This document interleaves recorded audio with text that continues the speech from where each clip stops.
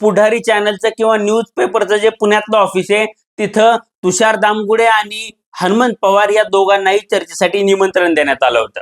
आता हे दोघंही चर्चेमध्ये सामील झाले, एकमेकांच्या शेजारी बसून यांनी डिबेट केलं आणि डिबेटमधून बाहेर आल्यानंतर तुषार दामगुडेंनी त्यांच्या भाजप युवा मोर्चाच्या 4 साथीदारांसह हनुमंत पवारांवर हल्ला केला. आता तुम्ही हे सीसीटीव्ही फुटेज बघा. या सीसीटीव्ही फुटेजमध्ये आधी तुषार दामगुडे त्यांच्या सहकाऱ्यांसह बाहेर आलेले तुम्हाला दिसत आहेत आणि ते काही क्षण हनुमंत पवारांची वाट पाहतायत असं दिसतंय. काही सेकंदानंतर हनुमंत पवार फोनवर बोलत बाहेर येत आहेत. आता या फुटेजमध्ये तुम्हाला दिसत असेल की दामगुडे आणि त्यांचे सहकारी एका कोपऱ्यात उभे आहेत आणि हनुमंत पवार एका कोपऱ्यात फोनवर बोलताना दिसत आहेत.